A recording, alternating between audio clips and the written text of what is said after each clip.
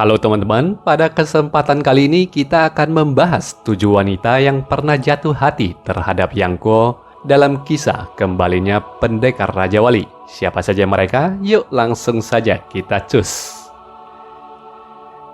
Dalam urusan cinta, Yangko mungkin tidak seheboh rekan-rekannya yang lain.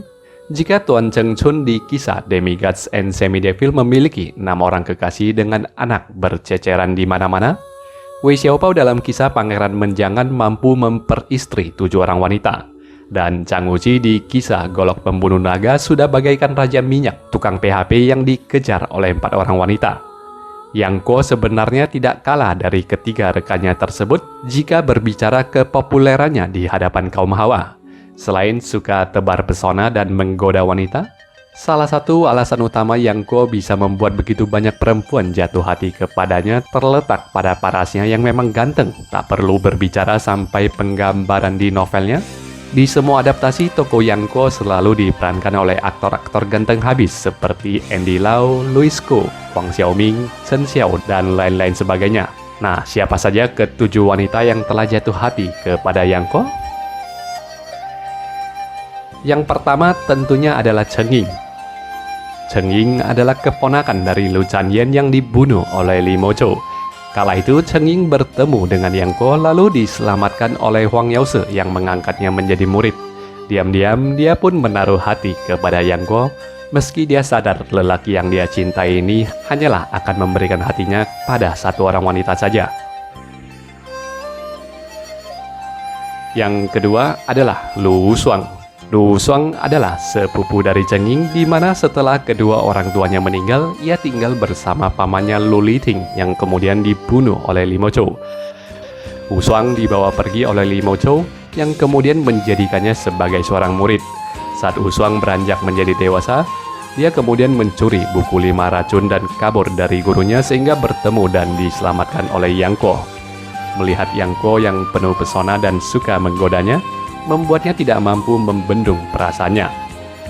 Pada akhirnya, Wusuang dan sepupunya Cheng Ying hanya bisa membenamkan perasaan mereka dan menjadi saudara-saudari angkat dengan Yangko. Wanita ketiga yang jatuh hati kepada Yangko adalah Guo Fu. Guo Fu merupakan putri pertama dari Guo Qing yang sangat dimanja oleh ibunya Huang Rong. Guo Fu kecil sejak awal sudah jatuh hati kepada Yangko yang serba nakal dan suka bertengkar dengannya. Namun Guo Fu tidak pernah menyadari kalau ia telah menyukai Yangko. Ia selalu berpikir kalau orang yang ia suka adalah Wu bersaudara. Seiring berjalannya cerita, Guo Fu sadar ia hanya suka dimanja oleh Wu bersaudara yang selalu membelanya dan tidak mencintai satupun dari mereka. Guo Fu kemudian jatuh cinta lalu menikahi Ye Luqi yang berhasil mengambil hatinya dan tidak pernah menghilangkan rasa bencinya kepada Yangko. Di chapter penghujung cerita kembalinya pendekar Raja Wali, Guo Fu akhirnya baru menyadari rasa bencinya kepada Yangko adalah karena lelaki itu tidak pernah membalas semua perhatian yang coba dia berikan kepadanya. Yang大哥，我这一生对不住你，但你大仁大义，以德报怨。小妹，过去的事情就别再提了，希望你今后别再恨我。 Di nomor 4, tentunya wanita itu adalah Xiao Longni. Sebelum bertemu dengan Yangko, dia adalah master dari aliran kuburan kuno. Hidupnya sehari-hari hanya di dalam makam bersama nenek Sun. Xiao Longni cukup asing dengan sosok kaum Adam, terlebih lagi dia ditanamkan mindset untuk tidak mempercayai lelaki. Melalui sebuah jodoh kecil dan sumpah yang dia buat di hadapan nenek Sun, dia akhirnya menerima Yangko menjadi muridnya dan hidup bersamanya di dalam makam. Hari demi hari, minggu demi minggu, bulan demi bulan berlalu, tahun berganti tahun membuatnya jatuh hati kepada muridnya sendiri. Di nomor 5, kita ada Wan Yanping. Wan Yanping adalah keturunan dari bangsa Jin yang menaruh dendam kepada Ye Luqi yang mengalahkan bangsanya dan menghabisi keluarganya. Berkali-kali dia mencoba untuk membunuh Ye Luqi, namun aksinya selalu gagal dan kandas di tangan putra Ye Luqi yaitu Ye Luqi. Wan Yanping yang putus asa mencoba untuk bunuh diri dan diselamatkan oleh Yangko. Oleh Yangko, dia kemudian diajari trik untuk melakukan rencana pembalasan dendamnya. Ye Luqi yang termakan oleh trik tersebut hanya bisa pasrah menawarkan nyawanya untuk diambil. Tetapi Wan Yanping akhirnya sadar bahwa perang sebuah negara tidak bisa ia janjikan sebagai sebuah dendam pribadi, dan sejak saat itu, dia diam-diam hanya bisa menaruh hati kepada Yang Guo yang ia tahu tidak akan pernah membalas cintanya.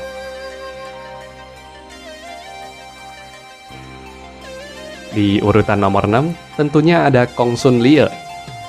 Kong Sun Lie adalah putri tunggal dari kediaman Passionless Valley atau yang kita kenal dengan kediaman Lembah Putus Cinta.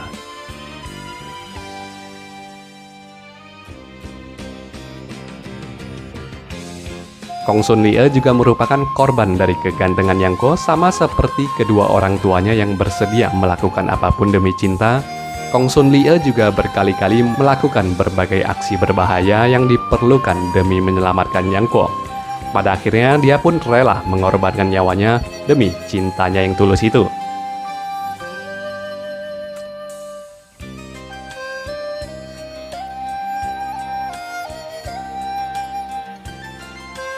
Dan yang terakhir dari semua wanita itu adalah Guo Xiang. Guo Xiang bisa dibilang sebagai salah satu tokoh penyambung di antara kisah kembalinya pendekar Raja Wali dan Golok pembunuh naga. Putri kedua dari Guo Qing dan Huang Rong ini sejak bayi memang sudah ditakdirkan untuk bertualang. Dari lahir, dia sudah berpindah-pindah tangan, diculik oleh Xiaolongni, Li Mochou, dan Yang Guo hingga akhirnya kembali ke pangkuan ibunya.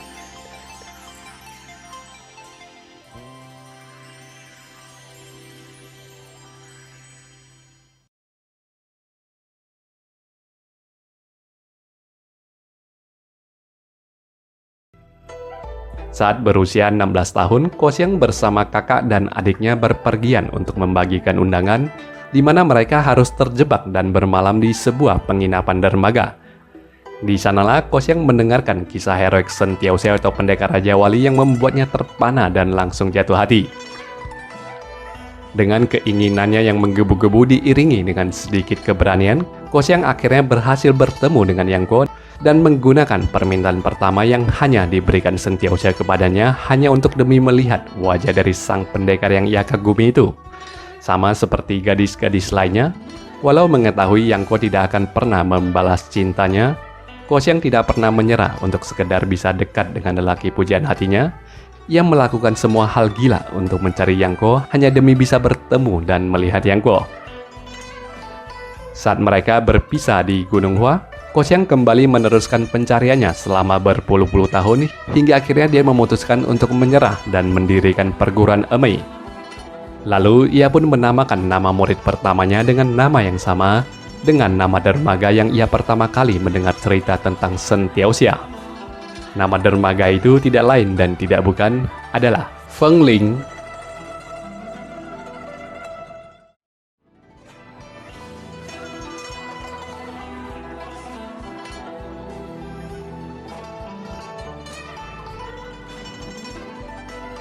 Itulah dia 7 wanita yang pernah jatuh hati terhadap Yang Guo. Dan sekian dulu pembahasan pada video kali ini teman-teman. Terima kasih sudah menonton video ini sampai selesai. Jangan lupa ikuti media sosial kami di IG dan Facebook. Sekali lagi terima kasih dan sampai berjumpa lagi di konten-konten usia kami yang lainnya.